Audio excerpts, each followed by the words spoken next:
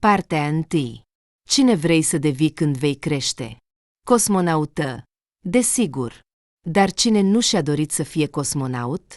Încă erau vii în minte zborurile celebre ale primilor cuceritori ai cerului. Părea că, de acum înainte, doar noi succese și descoperiri ne așteaptă. Atâtea lucruri mai trebuiau făcute, văzute și cucerite.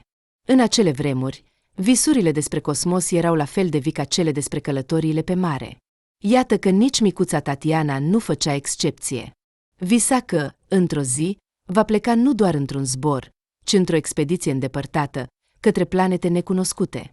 Poate că tocmai ea va stabili contact cu o civilizație extraterestră sau va realiza ceva la fel de uimitor. Totuși, pe măsură ce creștea, cosmosul o atrăgea din ce în ce mai puțin. Sau, mai bine zis, nu cosmosul în sine, ci viziunea asupra propriilor posibilități devenea mai realistă. Sau poate doar mai pesimistă. Depinde din ce unghi privești lucrurile. Toate acele zboruri și expediții păreau acum undeva departe. Dar viața trebuia trăită aici și acum.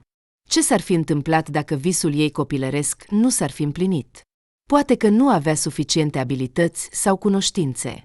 Și, după ce ar fi încercat, atinând pentru o clipă acea lume magică, ar fi fost nevoită să se întoarcă la viața obișnuită. Aceasta ar fi fost, probabil, cea mai mare dezamăgire pentru Tatiana. Așa că a decis, nu are rost să încerce, dacă nu este sigură de forțele sale în proporție de 100%.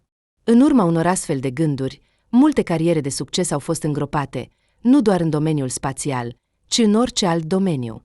Așa este natura umană. Sau poate doar structura societății. Oricum, este puțin probabil să poți schimba ceva în acest sens. Iată că Tatiana, fără a se opune inevitabilului, imediat după terminarea școlii, a început să lucreze la o fabrică. Probabil că ar fi putut obține o educație superioară și să găsească un loc de muncă mai puțin greu și mai promițător, dar pur și simplu nu a văzut sensul în asta. Nimic, probabil, nu avea sens, în afară de cosmosul dorit. Iar această oportunitate a fost îngropată pentru totdeauna de mâinile ei. A muncit cinstit, fără a-și regreta eforturile. O viață întreagă la aceeași întreprindere. Se poate spune că și-a dedicat întreaga ființă acestui lucru. S-a obișnuit și nu își imagina că ar putea fi altfel. Și apoi au venit mari schimbări. Cu adevărat mari. La nivelul întregii țări. Și totul părea să se prăbușească într-un singur moment. S-a dovedit că nimănui nu-i mai trebuia nici această fabrică, nici produsele pe care le producea, iar muncitorii săi, prin urmare, nu erau necesari nimănui. Tatiana era deja atunci nu prea tânără și nu a reușit să se adapteze rapid noilor realități. Singurul lucru care o putea bucura era că apartamentul primit de la întreprindere nu îl putea lua nimeni. La început a încercat să găsească un loc de muncă la alte fabrici, dar, după cum s-a dovedit, nu mai erau atât de multe, iar acolo nu avea unde să-și plaseze angajații. Din variantele disponibile, îi rămânea doar mutarea undeva în nordul extrem, dar la așa ceva, probabil, nu era pregătită. Așa că a fost nevoită să renunțe la această idee și să caute altceva. Alegerea s-a dovedit a fi destul de evidentă. Pe ruinele vechii țări, comerțul divers înflorea. Această ocupație era o aberație pentru Tatiana. Dar cererea pentru vânzători era, iar cerințele pentru ei, practic, nu existau. Așa că s-a angajat într-un fel de chioșc. Vindea ziare, papetărie și era convinsă că acum va face asta până la sfârșitul vieții.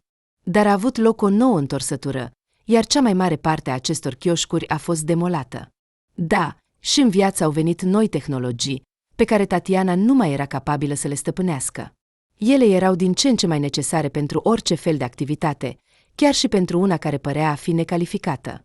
Așa că, atunci când femeia a pierdut din nou locul de muncă, nu a mai reușit să găsească unul nou. Desigur, în acel moment ea ieșise deja la pensie. Dar la ce ar fi putut ajunge aci bani pe care i-ar fi plătit statul? Practic, totul se ducea pe plata utilităților. Chiar și pentru mâncare mai rămânea foarte puțin. Ce să mai vorbim despre altceva? Nu își putea permite nici măcar haine noi, iar cele pe care le avea deja trebuia, ca și înainte, să le spele manual. Ceva ce devenea o sarcină tot mai complicată. Și totuși, când va visa că, la pensie, va călători, așa zicând, După ce s-a uitat la întinderile cosmice, va îndrepta privirea spre pământul natal. Totuși, acest dorință a rămas chiar și într-o etapă mai târzie, când Tatiana renunțase la ideea zborurilor fantastice.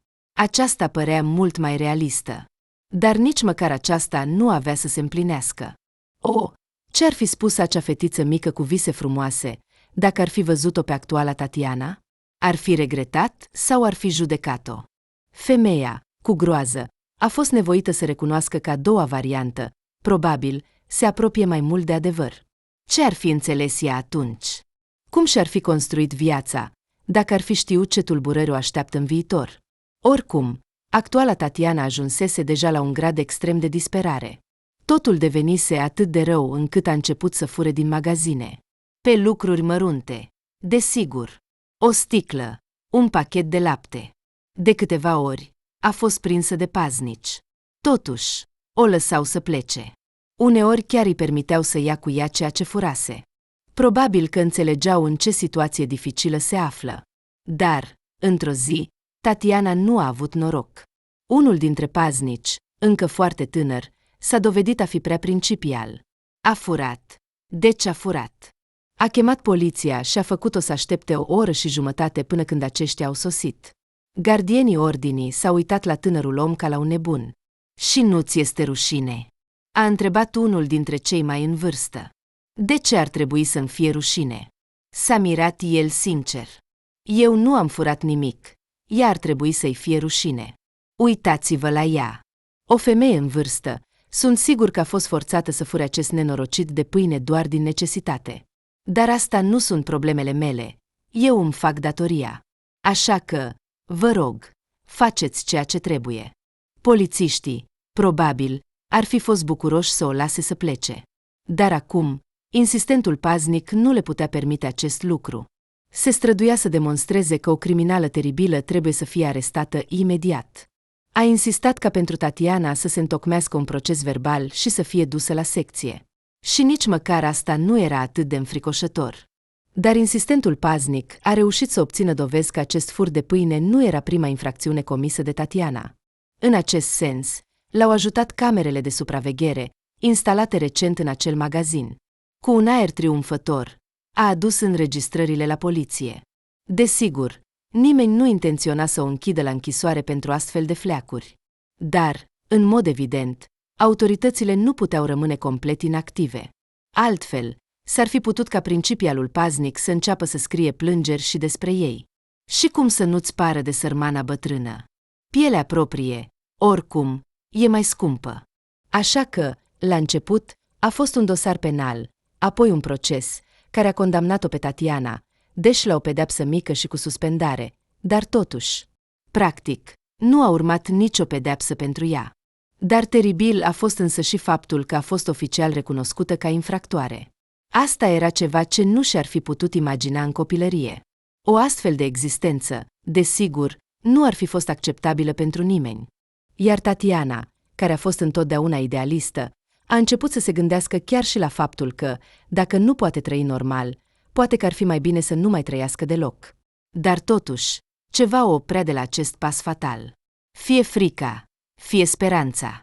Adevărul este că nu era clar pentru ce. Desigur, Tatiana nu mai avea curajul să încerce să fure din nou.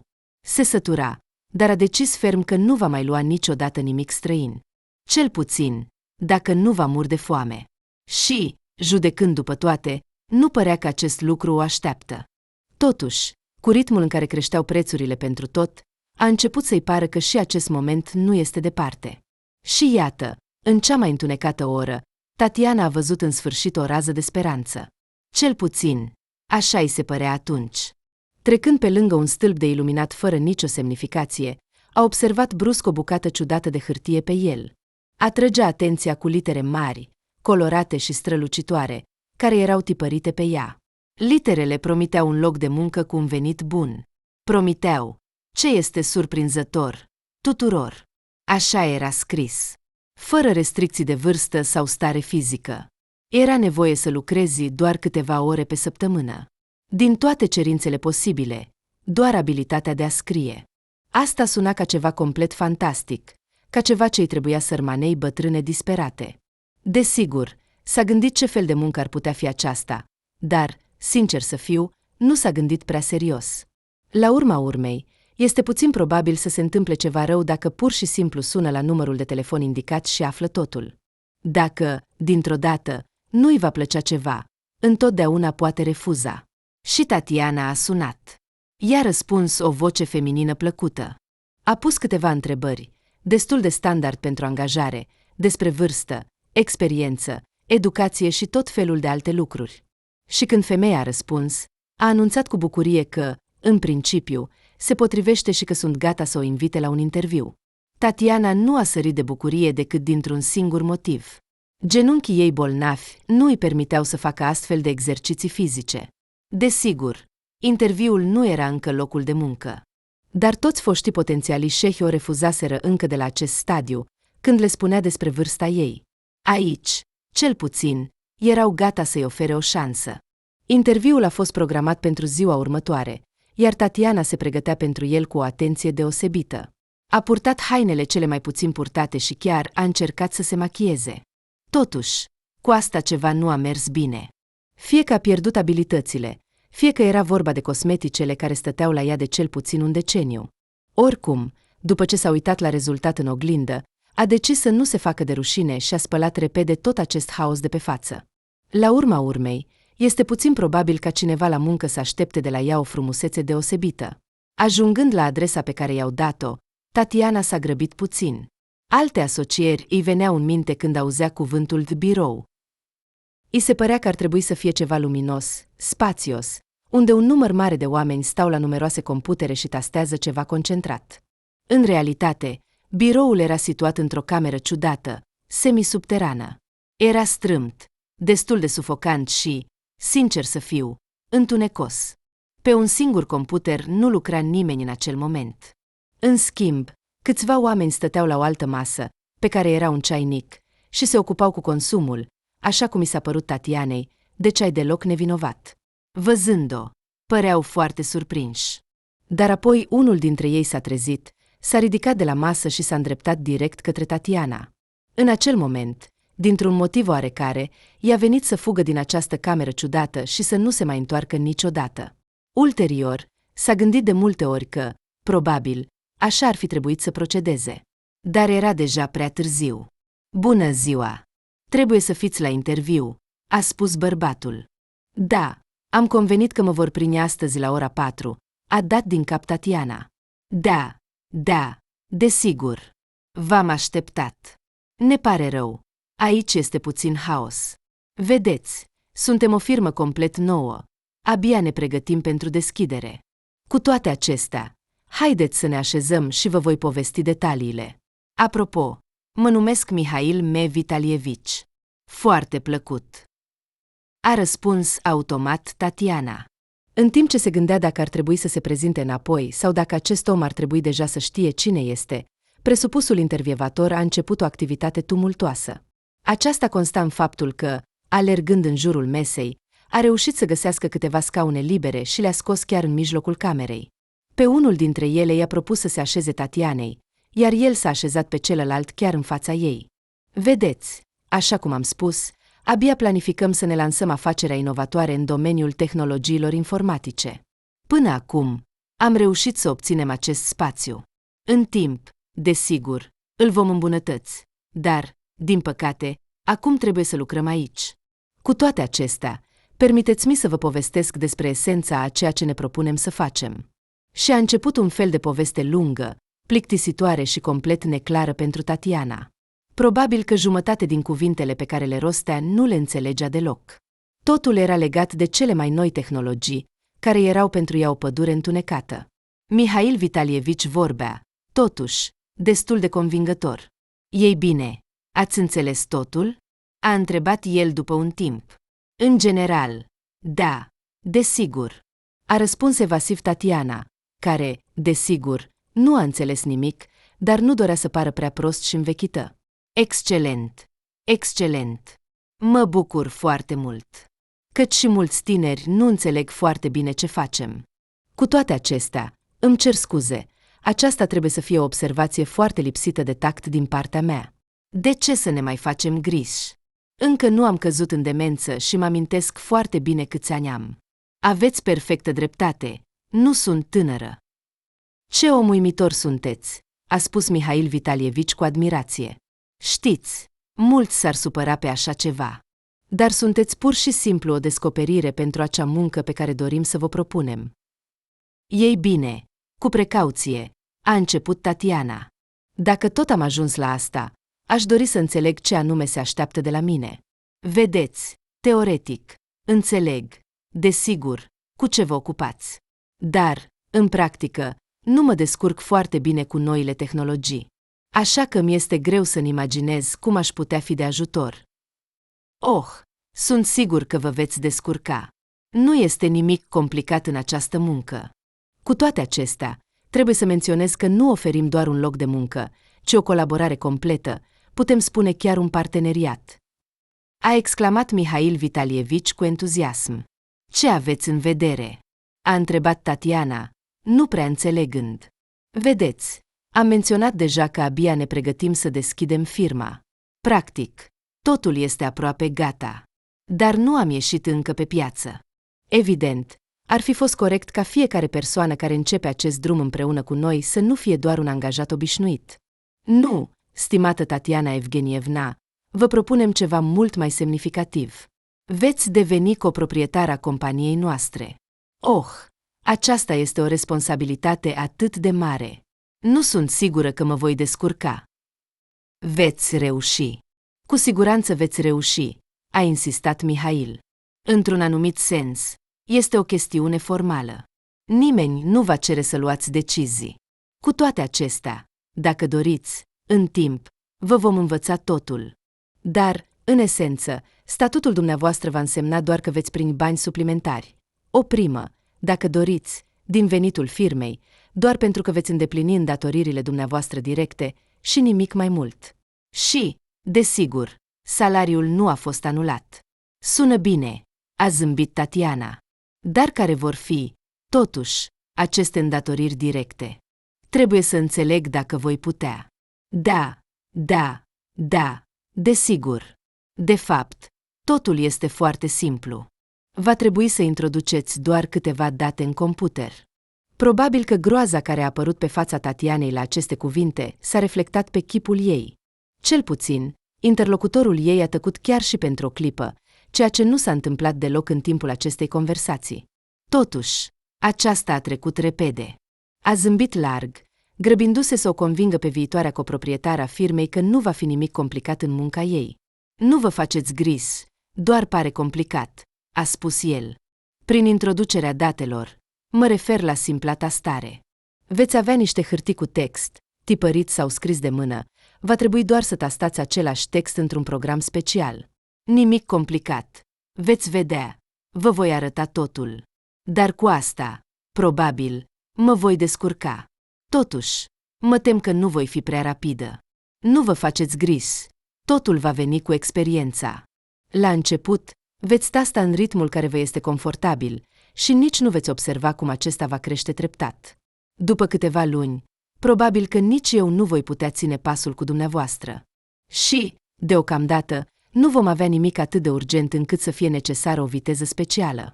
Ei bine, probabil că pot încerca, a spus cu precauție Tatiana. Iată, excelent, pur și simplu minunat. Și încă un detaliu, o formalitate. Ca coproprietar al companiei, va trebui să semnați anumite documente. Pur și simplu să semnați și nimic mai mult. Nu va trebui să vă implicați în esență sau să faceți altceva cu asta. Dacă, desigur, nu doriți singură. Nu, poate mai târziu. A dat din cap Tatiana. Acum ar trebui să mă descurc cu acest computer. Apoi vom vedea. Ei bine, așa că, dacă totul este în regulă pentru dumneavoastră și nu aveți alte întrebări, vă aștept mâine dimineață, aici, pentru prima dumneavoastră zi de muncă. Prima zi de muncă. Tatiana mergea acasă, complet înviorată de succesul ei. I se părea că acum toate necazurile sunt în urmă. A reușit. A găsit un loc de muncă. Nu putea să-și imagineze nimic mai bun. Ce să mai vorbim? Chiar și cu puțin timp în urmă, ar fi putut presupune cu mare dificultate o astfel de întorsătură. La interviu, mergea cu o certitudine clară că, desigur, îi vor refuza. Pe drum, s-a răsfățat puțin. A cumpărat o pungă de biscuiți ieftini din cel mai apropiat magazin. Așa, ca o recompensă pentru viitoarele câștiguri. Trebuia să se răsplătească cumva pentru un astfel de succes. Pentru că acum, cu siguranță, nu va mai trebui să fure pâine și lapte. Gândiți-vă, acum aceasta era considerată o realizare. Uimitor, dar chiar și această gândire fără speranță nu putea să o supere pe Tatiana. A remarcat doar amara ironie a situației sale actuale. Ceva din interior îi spunea că locul de muncă pe care l-a obținut era ceva destinat studenților tineri și că pe ea au luat-o, probabil, doar din milă. Și salariul, chiar și cu prima, era puțin probabil să fie atât de serios pe cât îi se părea. Dar în cazul ei, nu avea de ales. Era acolo, și asta deja, fără îndoială, se încadra în categoria momentelor pozitive. În ziua următoare, Tatiana s-a prezentat la muncă chiar mai devreme decât ar fi trebuit. Și a stat aproape o oră pe drum, șeful întârziind. Când, în sfârșit, a apărut, s-a scuzat mult și a explicat comportamentul său printr-o încărcătură prea mare. Dar, de fapt, nu era nevoie de asta. Iar puțin probabil ca noua lui angajată să-i fi venit în minte să-i facă vreo plângere salvatorului său. La muncă, așa cum promisese Mihail Vasilievici, nu era nimic deosebit de complicat. Totuși, Tatiana a avut dificultăți. I se părea că textul pe care îl tasta se desfășura cu viteza unei melci adormite. Șeful, totuși, continua să susțină că nu era nimic înfricoșător în asta și că, în timp, va reuși să facă totul din ce în ce mai bine. Și periodic îi aducea niște hârtii pentru semnat. Tatiana nu se implica prea mult în esența a ceea ce copia sau reîntipărea. Toată atenția ei era concentrată pe găsirea tastei potrivite și apăsarea acesteia. Acest exercițiu nu îi reușea de fiecare dată. Dar deja spre sfârșitul zilei a început să observe că, probabil, se descurca mai bine decât dimineața. Femeia s-a întors acasă complet epuizată, dar destul de mulțumită de sine. A reușit să finalizeze mai multe documente. În birou, tot timpul, viața fierbea. Oameni veneau și plecau. Tatiana nu le acorda prea multă atenție. Totul, din vechea obișnuință, era concentrat exclusiv pe procesul de muncă. Așa a continuat viața ei. Dimineața se grăbea la muncă, iar seara se întorcea, extrem de obosită, dar foarte mulțumită. Apoi veneau weekendurile, 2 zile întregi libere, în care putea face absolut orice. Și acum aceasta era cu adevărat, deoarece avea bani. Și, în plus, aceștia apăreau mult mai devreme decât ar fi putut spera Tatiana. Tatiana Evgenievna.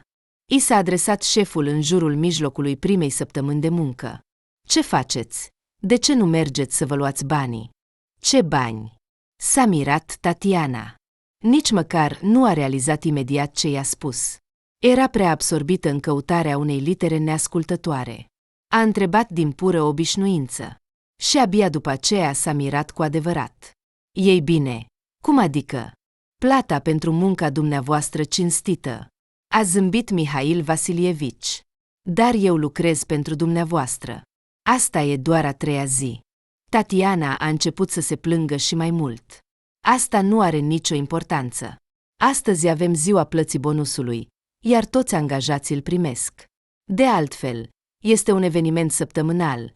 Țineți cont de asta. Iar la sfârșitul lunii veți primi salariul. Wow! Ce surpriză! Și unde pot să-l primesc? De fapt, știam că nu veți ghici singură. Și am luat astăzi partea dumneavoastră. Iată, vă rog. El i-a întins un plic destul de gros, sigilat. Primul gând al Tatianei a fost, desigur, să-l deschidă imediat și să vadă ce conține, dar dintr-un motiv oarecare a decis că nu ar fi foarte convenabil și nu a făcut-o. Pur și simplu i-a mulțumit lui Mihail Vasilievici pentru muncă și a pus banii în geantă. Cu plăcere, cu plăcere. El continua să zâmbească radiant. De fapt, cred că până la următoarea plată vom reuși să vă facem un card bancar, iar toate plățile dumneavoastră le veți primi pe acesta. Oh, dar poate că nu e nevoie. Cum mă voi descurca cu el? Dar nu este nimic complicat. Totuși, Înțeleg că aveți deja o mulțime de informații noi în cap. Cu toate acestea, salariul ar trebui să vină pe card. Așa este. La noi, știți, compania este complet deschisă. Impozitele și toate celelalte. Așa că nu există plăți în numerar. Înțelegeți? Tatiana s-a simțit puțin tristă. Dar nu vă îngrijorați atât. Uite ce, să procedăm în felul următor. Când cardul dumneavoastră va fi gata, vom merge împreună la cel mai apropiat bancomat. Vă voi arăta cum să retrageți bani. Și dacă vă este mai convenabil, voi spune pur și simplu ce sumă este pe cardul dumneavoastră. Iar dumneavoastră veți retrage banii și veți folosi, așa cum sunteți obișnuită, numerar. Da, mulțumesc. Ar fi foarte drăguț din partea dumneavoastră. Oh, pe cuvânt, sunt nimicuri. Pentru un angajat atât de valoros ca dumneavoastră, se pot face unele concesii. În vocea Tatianei s-a auzit o ironie neascunsă. Dar atunci a pus asta pe seama jocului imaginației ei încălzite. Cu toate acestea, pe măsură ce timpul trecea, îi se părea din ce în ce mai mult că această ironie era, de fapt, reală. Era, sincer, complet confuză de ce continuă să fie ținută la acest loc de muncă. Din milă, poate? Poate că este o formă ciudată și modernă de caritate. Nu, totul părea să fie bine. O zi trecea după alta și totul era la fel. Tatiana venea la muncă, pornea computerul și începea să transcrie cu sârguință informațiile de pe foile aflate pe birou. Când acestea se terminau, a doua zi apărea un nou tank. Periodic, Mihail Vasilievici venea să-i ceară să semneze anumite documente. Dar, destul de repede, Tatiana a realizat că profeția șefului nu se grăbea să se împlinească. Oricât de mult se străduia, nu reușea să scrie mai repede. Nimeni nu-i adresa vreo plângere pentru asta, dar, cu toate acestea, ea putea simți că, poate, nu se potrivește prea bine pentru acest loc de muncă. În plus, a început să fie deranjată și de textele pe care le introducea cu sârguință în computer. Nu era nimic condamnabil. Pur și simplu păreau foarte ciudate și erau destul de diverse. Odată a recunoscut că tipărea un fragment din Idiotul. În altă ocazie, părea că copia lucrarea cuiva de școală la matematică. Dar întâlnea și texte tehnice complicate, al căror sens abia putea să-l înțeleagă. De ce este totul acesta necesar? A întrebat ea odată direct pe Mihail. Despre ce vorbiți? Tatiana a observat că șeful s-a tensionat puțin auzind întrebarea. Vorbesc despre textele pe care le transcriu. Îmi pare rău, înțeleg că nu este treaba mea, dar totuși nu pot să nu observ ce este scris acolo. Arată ciudat. Sunt atât de diferite, parcă nu au nicio legătură între ele. Ei bine, nu au nicio legătură, a spus Mihail Vasilievici. Și dacă a apărut o tensiune, aceasta s-a risipit imediat. Dar cum să nu? Acestea sunt documentele clienților noștri. Unul dintre serviciile pe care le oferim este așa numita digitalizare. Ne aduc ceva pe suporturi de hârtie, iar noi introducem în computer și le dăm clienților deja în format digital. De fapt, asta este ceea ce faceți. Așa că, considerați, întreaga firmă se bazează pe dumneavoastră. Da, părea că cu această explicație era ceva în neregulă. Deci suna, din punctul ei de vedere, destul de logic. Nu este de mirare că în lumea modernă oamenii doresc să transfere tot ce au în computer. Este surprinzător doar că sunt dispuși să plătească bani pentru asta, când, probabil, ar putea face asta mult mai repede singuri. Cu toate acestea, s-a mulțumit cu aceste răspunsuri și nu a mai pus întrebări suplimentare. De fapt, nu a mai pus deloc alte întrebări. În cele din urmă, dacă șefia era într-adevăr mulțumită de munca ei, de ce ar trebui să-l convingă? Să spună că primește bani doar așa, Tatiana cu siguranță nu putea. Fiecare ruble câștigată îi era foarte greu de obținut. Așa că, probabil, nu merita să se îngrijoreze din acest motiv. Partea a doua. Tatiana, ținând în mâini un mic pachet cu lucrurile ei personale, a intrat cu grijă în cameră. Acolo se aflau deja câteva femei, fiecare stând pe patul ei. Și toate o priveau cu priviri suspecte, dacă nu chiar neplăcute. Bună ziua, a spus ea nesigură și nu a primit niciun răspuns. Stând puțin lângă ușă și neprimind nicio reacție, a intrat cu grijă. 2 rânduri mici de paturi de 2 etaje. Nu a trecut mult și s-a oprit lângă unul. Se afla într-un colț, relativ retras, și, după cum i s-a părut nou-venitei, nu era ocupat de nimeni. Femeia, după ce s-a gândit puțin, și-a așezat lucrurile pe nivelul de jos și se pregătea să se așeze lângă ele. Dar atunci, cu o viteză incredibilă, una dintre colegele de cameră a sărit asupra ei. Tatiana nu a apucat să spună nimic, că toate lucrurile ei s-au aflat pe podeaua murdară. "Ce faci?" a întrebat ea, uimită. "Vei dormi sus," a declarat femeia fără drept de apel. "Ei bine, permite-mi. Nu pot să dorm sus. Și vezi tu, am genunchii bolnavi. Și aici, cât văd, nu este ocupat de nimeni," a încercat Tatiana să explice. "Închideți gura, altfel îți scot ochii," a amenințat femeia. "Tu, bătrână, se pare că nu ai înțeles unde ai ajuns. Atunci îți voi explica. Aici avem propriile reguli și tu încerci să le încalci chiar acum. Așa nu se fac lucrurile. Dar eu nu știu aceste reguli. Dacă mi le-ai explica, aș încerca să nu mai încalc nimic în viitor. Și eu nu am de gând să-ți explic nimic. Pur și simplu, ți se spune, bătrână, și nimeni nu te va deranja. Poate. Înțelegi?" "Înțeleg." Tatiana a răspuns trist. "Așa că, urcă-te pe raftul tău de sus și nu mai murmura aici." Era destul de evident că a discuta aici era inutil. Și poate chiar dăunător. Cine știe, pentru ce anume stă această tânără femeie? Poate a omorât pe cineva. Strict vorbind, părea foarte probabil. Tatiana, încercând să nu facă zgomot, s-a urcat sus. A fost, așa cum și-a imaginat, nu foarte simplu. "Am spus să nu murmuri aici. Ce te-ai apucat să te foșnești ca o bătrână?" "A, da."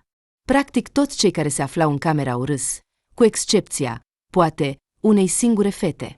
Tatiana a observat-o imediat. Și ea stătea pe raftul de sus și, judecând după tot, nu era foarte apreciată aici. Desigur, a încercat de câteva ori să chicotească nesigur, dar, se pare, doar pentru a nu se îndepărta de grup și a nu atrage furia. Tatiana, reușind cu greu să ajungă la locul ei, s-a întins pe pat, neavând puterea pentru altceva. A fost norocoasă că natura i-a dat o înălțime mică, deși ea însă și-a considerat-o un defect toată viața. Dar o persoană care ar fi fost măcar puțin mai înaltă decât ea, probabil, nu ar fi putut să se întindă pe acest pat îngust și destul de scurt. Și acum, întinsă aici și neștiind ce o așteaptă mai departe, Tatiana se gândea trist la acele decizii care au dus-o în această cameră. La propriile sale decizii greșite. Ar fi putut, desigur, să spună că a fost înșelată crunt, dar nu era obișnuită să-și paseze responsabilitatea pentru faptele sale asupra altora. Desigur, și ea a fost vinovată pentru ceea ce s-a întâmplat. Trebuia să gândească mai bine la ceea ce face.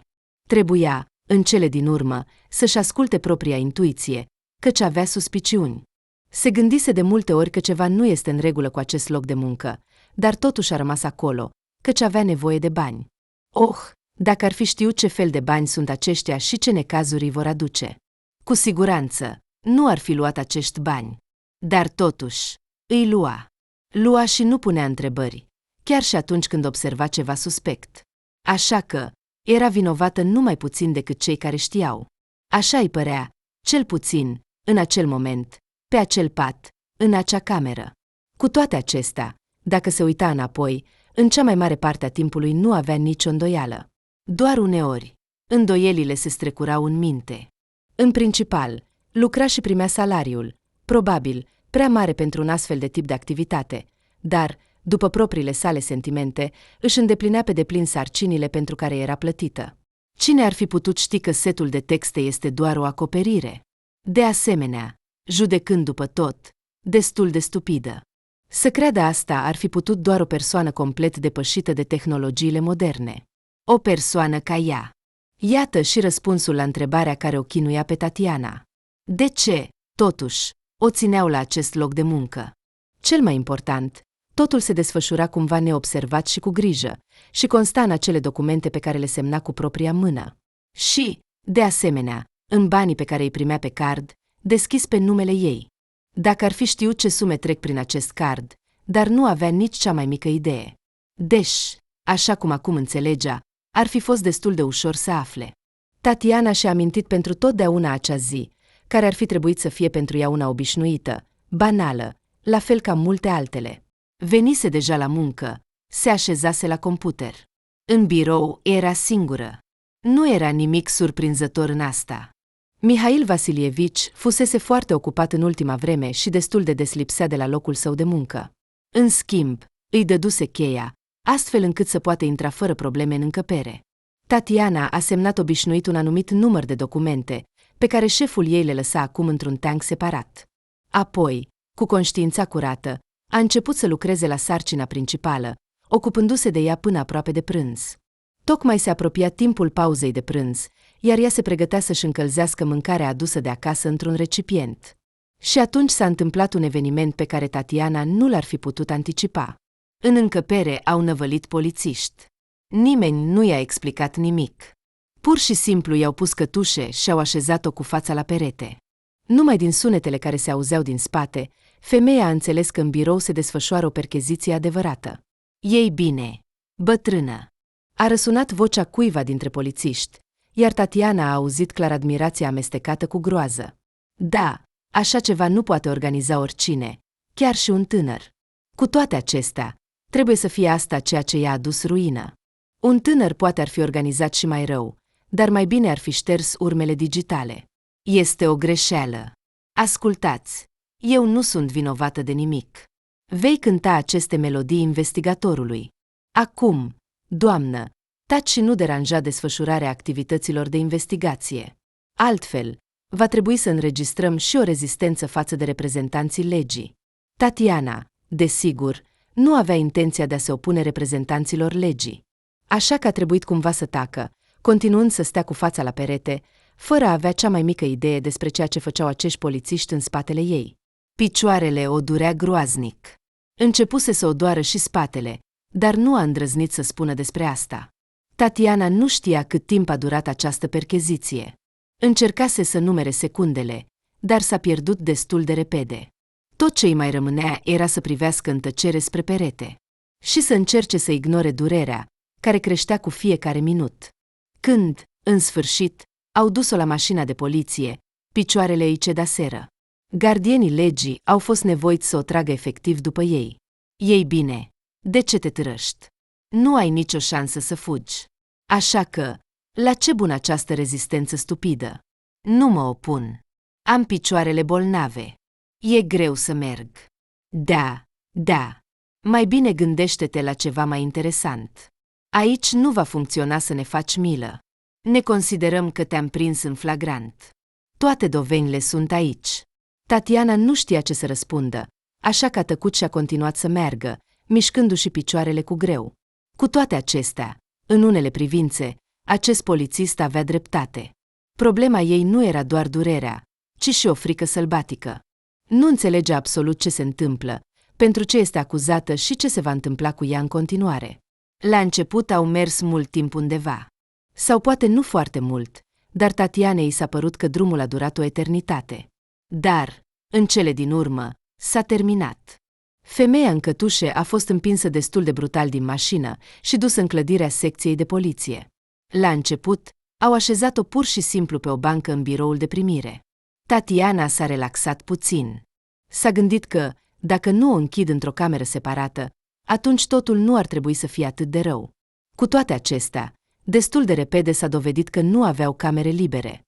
Au lăsat-o în coridor doar pentru că erau siguri că, chiar și în cazul în care ar încerca să fugă, nu ar putea scăpa prea departe.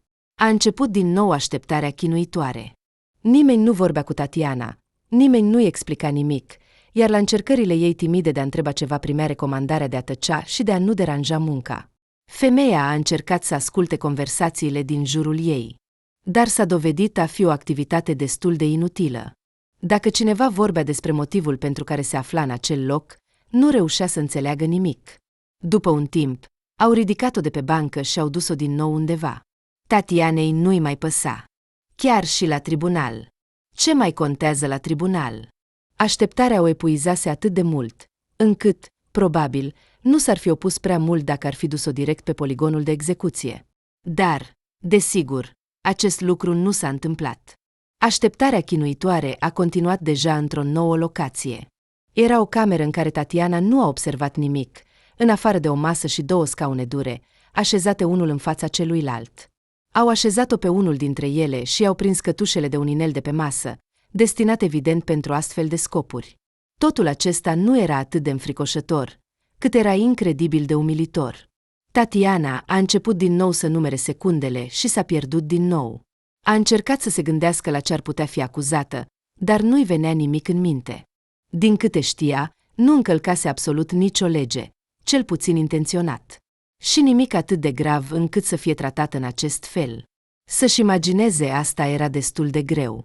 Când Tatiana era pe punctul de a se da bătută, ușa camerei s-a deschis în sfârșit.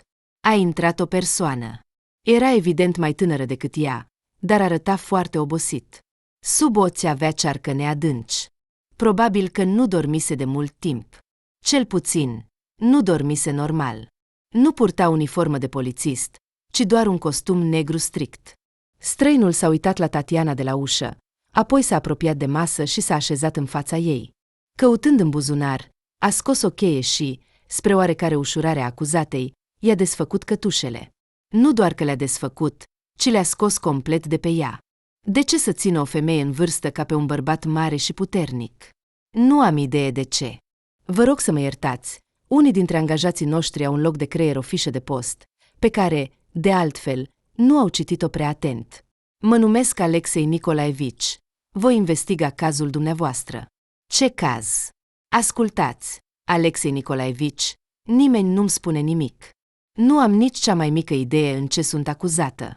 Cum pot să-mi dovedesc nevinovăția în aceste condiții? Așa. Și atunci, dintr-o dată, a devenit mai sever. Ei bine, știți, asta nu este deloc în regulă. Să nu prezinți acuzații unei persoane. Fiți siguri, Tatiana Evgenievna, voi avea o discuție serioasă cu subordonații mei. Aveți dreptate, aceasta depășește orice limită. Deși ar trebui să știți singură în ce sunteți vinovată, totuși, trebuiau să vă comunice acest lucru. Dar eu nu știu nimic. Tatiana a dat din cap în disperare. Eu sunt doar un angajat. Vă spun sincer, am o idee foarte slabă despre ce a făcut exact firma la care m-am angajat. Și, probabil, aceasta a fost greșeala mea. Dar tot ce am făcut a fost să introduc texte în computer, iar în ele, din câte mă amintesc, nu era nimic condamnabil. Alexei Nicolaevici a suspinat și s-a uitat la ea cu o privire ciudată. Tatiana nu știa să spună dacă i-a fost sau nu credincios. Dacă i-a fost, atunci era capabil să o ajute în vreun fel? Sau a căzut într-o poveste atât de proastă încât nu mai era nimic de făcut? Investigatorul a tăcut destul de mult și apoi, în sfârșit, a întrebat. Puteți cumva dovedi ceea ce ați spus acum? Cum aș putea dovedi asta? A întrebat Tatiana. Destul de simplu.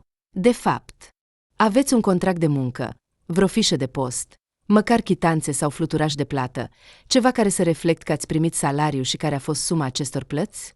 Tatiana a simțit că inima ei alunecă încet undeva în zona călcâielor. Știa cu siguranță că nu avea nimic de acest fel. Mihail Vitalievici tot timpul uita să-i dea copia contractului, iar ea nu insistase prea mult. Nu era important. Toate sarcinile ei îi erau explicate doar verbal. Și nu avea nicio dovadă a veniturilor. Din nou, nu se gândise că ar putea fi util. Banii erau, și asta părea cel mai important. Am semnat un contract de muncă. Asta a fost tot ce a putut să spună. Dar copia nu mi-a fost dată. Cu toate acestea, originalul ar trebui să fie undeva în birou. Și Mihail Vitalievici a spus că totul este complet oficial. Așa că, probabil, se poate obține vreo informație de la fisc. Se poate. Și noi am verificat deja asta. Alexei Nicolaevici a suspinat din nou. Nu există nicio înregistrare a plăților dumneavoastră. Adică, în perioada care ne interesează. Dacă ați lucrat, atunci, din păcate, neoficial. Cu toate acestea, aceasta este mai puțin o problemă pentru dumneavoastră. Cât despre documentele extrase de la acel loc pe care, dintr-un motiv oarecare, îl numiți birou, acum le studiem cu atenție. Dar, sincer, mă îndoiesc că vom găsi ceva potrivit. Poate că, totuși, îmi explicați ce se întâmplă și în ce anume mă acuzați? A întrebat timid Tatiana. Tatiana Evgenievna, totul este destul de serios, iar lista acuzațiilor este foarte extinsă. Acolo sunt și trafic de droguri, și spălare de bani, și multe altele. Chiar și trafic de persoane, ceea ce este foarte grav. Și aici sunt două variante. Fie sunteți perfect conștientă de crimele dumneavoastră și acum încercați să vă prezentați ca o bătrână nevinovată. Fie ați devenit victima unei înșelătorii foarte bine gândite, pe care, sincer, este aproape imposibil să o dovediți. În orice caz, nu aveți de ce să așteptați ceva bun pentru dumneavoastră aici.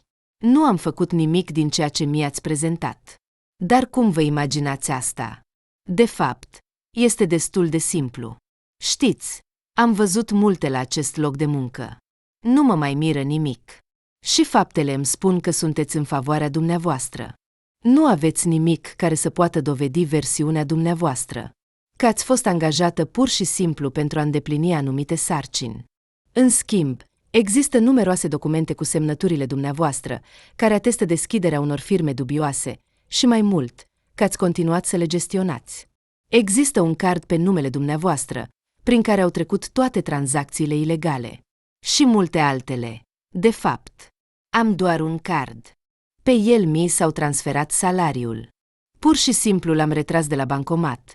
Nu am folosit cardul în sine. Da, retragerea a fost de asemenea înregistrată, în același loc, dar cu sume diferite, la intervale destul de scurte. Vă spun sincer, asta nu seamănă deloc cu primirea salariului, mai ales având în vedere că pe acest card au venit mult mai mulți bani, așa cum, de altfel, au plecat de pe el. Dar eu nu știu nimic despre asta. Cu toate acestea, multe dintre acestea s-au făcut prin intermediul internet banchinului. De pe telefonul, pe care era un SIM, înregistrat pe numele dumneavoastră, Tatiana Evgenievna, practic tot ce avem indică spre dumneavoastră. Ei bine, gândiți-vă singură. Dintr-o dată, chiar și pentru ea, Tatiana a realizat că a început să se supere puțin.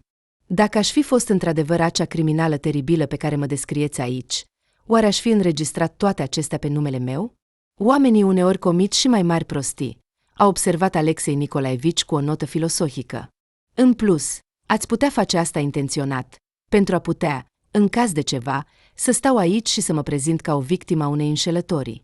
În cele din urmă, pentru dumneavoastră, probabil, acesta a fost singurul mod. Calm, nu afirm că așa este, dar nu am nimic care să demonstreze contrariul. Ascultați, furia Tatianei s-a evaporat la fel de repede cum a apărut, iar în locul ei a venit disperarea. Oare chiar semăn cu o criminală? Cine știe, cine seamănă cu cine, a răspuns Alexei Nicolaevici, la fel de complicat. Poate că nu semănăm. Dar am fost judecați, totuși, deja. O pedeapsă cu suspendare pentru furt. De unde să știu? Poate că acest fapt v-a făcut să simțiți propria impunitate. Acest lucru, de altfel, ar explica și neglijența dumneavoastră. Ați comis deja o infracțiune și, în esență, nu ați suportat nicio responsabilitate pentru aceasta. Ați putut crede că și faptele mai grave vi se vor ierta, chiar dacă ați fi prins. Nu glumiți. Am furat o franzelă de pâine pentru că nu aveam ce mânca. Nu contest. Nu este o justificare, o infracțiune. Este o infracțiune. Dar poate că asta nu se compară cu acele lucruri teribile pe care încercați să mi le atribuiți? Aveți absolut dreptate, stimată Tatiana Evgenievna. A observat cu un zâmbet investigatorul. O infracțiune este o infracțiune. Și ați dovedit deja că sunteți capabilă să o comiteți. Mai mult, așa cum am spus deja, ați înțeles că se poate face, în general, fără a fi pedepsită. În plus, acum sunteți ipocrită. Nimeni nu ar fi deschis un dosar împotriva dumneavoastră din cauza unei singure franzele de pâine. Dar nu era singură, nu-i așa? Ați furat pe parcursul unei perioade destul de lungi și doar o singură dată ați fost prinsă cu adevărat de o persoană responsabilă, care a dus cazul până la capăt. La toate celelalte ați acționat perfect cu scuzele dumneavoastră din categoria "sunt doar o bătrână săracă". Așa că ați decis că vor funcționa și de data aceasta, când infracțiunile dumneavoastră au depășit deja limitele furtului obișnuit din magazine. Am făcut asta doar pentru că nu aveam ce mânca, a murmurat Tatiana, într-un mod complet neconvingător. Cred, a dat din cap Alexei, cu dispreț. Nevoia îi împinge uneori pe oameni la lucruri teribile. Și cu atât mai mult sentimentul că nevoia se va întoarce, când omul a simțit deja gustul banilor ușori. Și iată-le pregătit să facă orice, doar să nu se întoarcă în acel teribil stadiu de sărăcie. Sunt sigur că și de data aceasta ați început cu ceva simplu și inofensiv. Dar apoi ați mers mai departe. Probabil că v-a fost chiar rușine, dar vi s-a oferit bani pe care nu doar că nu i-ați văzut niciodată în viața dumneavoastră, dar nici măcar nu ați putut să imaginați. Și, desigur, ați ratat momentul când ar fi trebuit să schimbați cardul și, în general, să încetați să vă expuneți numele. Iată o altă explicație a acestui neînțeles. Tatiana l-a privit pe Alexei cu șoc. I s-a părut că el chiar simte compasiune și crede în nevinovăția ei și vrea să ajute. Dar, se pare, a fost doar un joc, cu un singur premiu, recunoașterea. Investigatorul a decis pur și simplu că își va ușura munca dacă se va comporta cu ea într-un mod demonstrativ politicos și respectuos. Nu văd niciun sens să vă explic ceva. Nu veți dori să mă ascultați. Nu trebuie să ajungeți la adevăr. Trebuie să mă judecați cât mai repede și să închideți acest caz. Numai că aveți în vedere că, în timp ce prindeți astfel de naive idiote ca mine, adevărații criminali rămân liberi și continuă să comită aceleași fapte monstruoase pe care doriți să le puneți în cârca mea. Oh, nu trebuie să vă faceți griji pentru alți criminali, a zâmbit din nou Alexei Nicolaevici. Îi vom găsi pe toți. Și, probabil, nici nu știm exact cine lucrează pentru dumneavoastră. Dar, într-un fel sau altul, vom afla. Cu atât mai mult cu cât prinderea dumneavoastră ne-a dat multe piste interesante. Tatiana nu a mai spus nimic, nu s-a uitat la investigator, ci a stat doar cu privirea în față. Cu doar 2 ore în urmă, dorea ca cineva să-i acorde atenție și să vorbească cu ea. Acum, cel mai important lucru pentru ea era să rămână singură. Și în curând dorința ei a fost împlinită. Ora a 3-a. Viața în închisoare s-a dovedit a fi deloc ușoară. Desigur, ar fi fost stupid să speri la contrariul. Și totuși, Tatiana nu putea să-și imagineze că totul va fi atât de rău. I s-a părut că este pregătită pentru aproape orice, și pentru muncile obligatorii, și pentru un program strict. În esență, nu se deosebea prea mult de modul în care își desfășura viața obișnuită. Dar la ce nu era pregătită, era la hărțuielile constante ale colegei de celulă, care nu pierdea ocazia să o jignească verbal, ba chiar și fizic.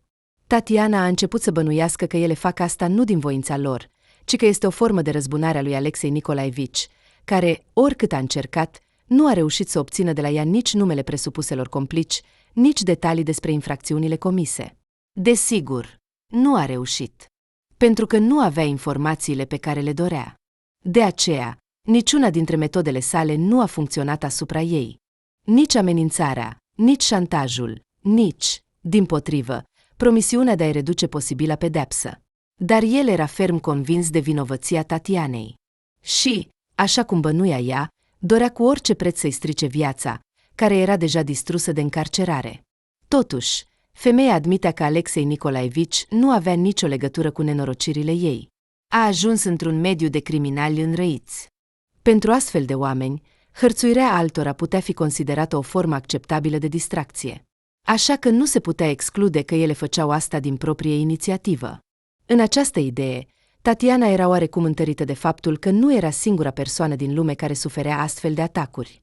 Fata era încă foarte tânără și părea că a ajuns aici din întâmplare. Aceea care stătea la capătul opus al celulei și nu părea să aibă chef să râdă de gluma prostească a liderului acestei bande. Tatiana nu putea ști nimic cu siguranță. Ele nu vorbeau deloc între ele. Fata nu a încercat niciodată să inițieze o conversație. Mai mult, părea că fuge de fiecare dată când o femeie mai în vârstă încerca să vorbească cu ea.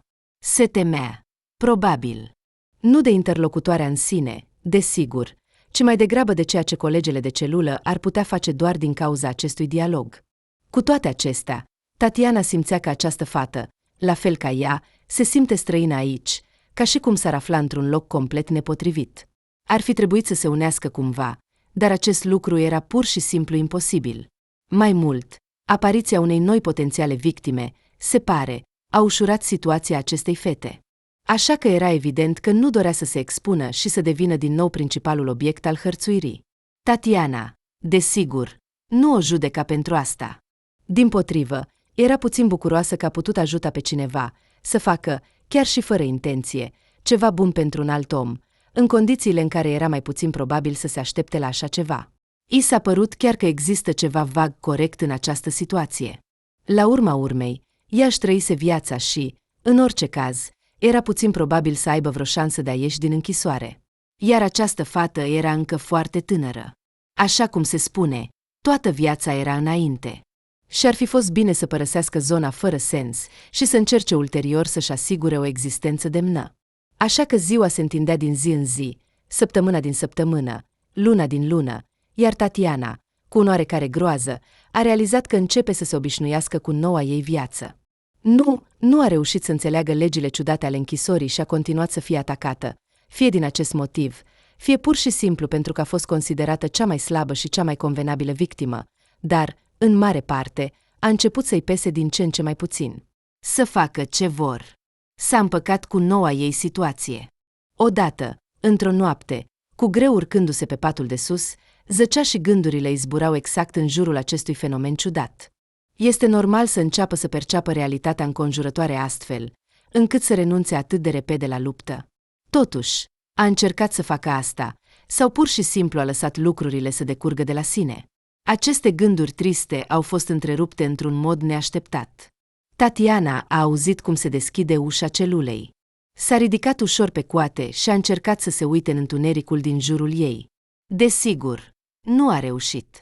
Apoi, un flux de lumină strălucitoare, care a venit din deschidere, a orbit tot timp de câteva momente. Ceea ce se întâmpla era extrem de neobișnuit. Se abătea de la rutina zilnică obișnuită, care prevedea chiar și timpul pentru a merge la toaletă. Gardienii veneau și plecau la aceleași ore. Trezirea, culcarea, mâncarea, munca, totul era strict reglementat, la fel ca și cazarea noilor locatari în închisoare. Și ceva din toate acestea nu putea avea loc în mijlocul nopții. Acum era timpul pentru somn. Și doar pentru somn. Această ușă putea fi deschisă doar în cazul în care s-ar fi întâmplat ceva cu adevărat extraordinar. Tatiana se uita cu atenție și asculta, încercând să înțeleagă ce ar putea fi. A observat că nimeni, în afară de ea, nu manifesta niciun entuziasm. Știa că toate colegele ei de celulă dorm foarte ușor. Dacă, desigur, dorm, stau întinse, cufundate în propriile lor gânduri întunecate. Pentru ele, acest eveniment ciudat nu putea rămâne neobservat. Și totuși, nimeni nu părea să fi observat ceva. Tatiana a reușit cu greu să deușească că erau mai mulți gardieni. Toți s-au apropiat de patul care era cel mai aproape de ușă. Chiar de cel pe care zăcea tânăra fată. Femeia a înțeles că nu se preconiza nimic bun. Deși încă nu putea să-și dea seama ce se întâmplă. A continuat să se uite și să asculte cu atenție, încercând să înțeleagă aceste evenimente neobișnuite. Din fericire sau din păcate, nimeni nu-i acorda atenție. Patul ei era prea departe de locul evenimentului, iar gardienii erau prea absorbiți de ocupația lor. În acel moment, Tatiana a înghețat. În sfârșit a înțeles ce se întâmplă. Mai exact, ce nu se întâmpla încă, dar urma să se întâmple în curând. Apoi a acționat după un impuls, fără a-și da seama prea bine ce face. De unde a venit puterea? A sărit pur și simplu de pe patul ei și s-a îndreptat spre locul evenimentului. Nu se gândea în acel moment la pericol, la faptul că ar putea fi rănită și cu atât mai puțin la ce consecințe pe termen lung ar putea avea comportamentul ei. Nu doar pentru ea, ci și pentru toate colegele de celulă. Dar acum, Tatiana se îngrijora doar de un singur lucru. Trebuia să salveze fata. Orice ar fi făcut, ea deja își spășea pedeapsa, care evident nu prevedea ceea ce urma să se întâmple. A ajuns exact la timp. Gardienii reușiseră deja să-și smulgă victima de pe pat. I-au astupat gura cu o cârpă, ceea ce, totuși, era de prisos. Fata era deja prea speriată pentru a scoate vreun sunet. O idee teribilă i-a trecut prin minte Tatianei, că poate că asta nu se întâmpla pentru prima dată. Gardienii, prea absorbiți de ocupația lor, nici nu au observat imediat apropierea ei, iar când în sfârșit au realizat că ceva nu a mers conform planului, evident că nu erau prea mulțumiți de această întorsătură a evenimentelor. Unul dintre ei, cel mai mare, s-a îndreptat amenințător spre Tatiana. Ea stătea, cu mâinile în șolduri, și nici nu se gândea să se miște. De ce încalcă regimul? În acest timp, Deținuții ar trebui să se afle în propriile lor paturi și, de preferință, să doarmă. Exact. Cei deținuți ar trebui să doarmă în paturile lor, nu să fie supuși violenței din partea angajaților închisorii, iar această fată era evident că nu se află la locul ei. Tatiana a simțit că asupra ei sunt îndreptate multe priviri surprinse. Desigur, nimeni din celulă nu dormea, dar toți făceau pe cei care nu observau nimic. Până în acel moment. Acum, însă, era deja inutil să se prefacă. Cu atât mai mult, având în vedere micile rebeliuni care se desfășurau, nimeni nu ar fi observat că cineva dintre ceilalți deținuți avea ochii deschiși. Te-ai gândit prea mult la tine. Poate vrei să ajungi în locul ei? Putem face asta, chiar dacă nu va fi cea mai plăcută activitate din viața mea. Prietenii lui au râs în mod complice. Tatiana nu a acordat atenție acestui lucru. Ea stătea, cu mâinile în șolduri, și se uita direct la bărbatul masiv care tocmai o amenința. Era mai mare decât ea, cu cel puțin de 2 ori. Dar dintr-un motiv oarecare, femeia nu simțea frica pe care ar fi trebuit să o simtă. Repet, încălcați toate regulile posibile mult mai grav decât o fac eu și sunt sigură că aici sunt camere. Cred că ar trebui să informez conducerea dumneavoastră despre ceea ce se întâmplă aici. Te voi tăia chiar aici. A răcnit gardianul la ea. Și voi spune că așa a fost.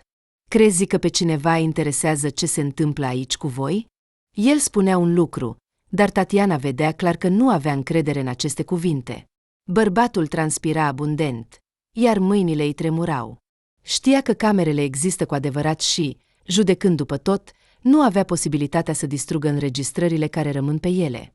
Pur și simplu încerca să o sperie pe sărmana bătrână și el însuși se îngrozea, realizând că nu reușește. Ei bine, hai! Eu mi-am trăit viața, nu-mi este frică. Dar mă tem că șefii tăi nu vor fi încântați când vor afla ce s-a întâmplat. Și ceva îmi spune că ei vor afla, și destul de repede, și de asemenea vor descoperi toate celelalte fapte ale voastre. Gardianul s-a cam făcut mic și nu a găsit ce să răspundă. În schimb, Tatiana, deja aprinsă, a trecut la atac, surprinzându-se chiar pe ea. Era ciudat și chiar puțin amuzant să o vezi cum face un pas spre bărbatul masiv, iar el se retrăgea neputincios sub presiunea ei.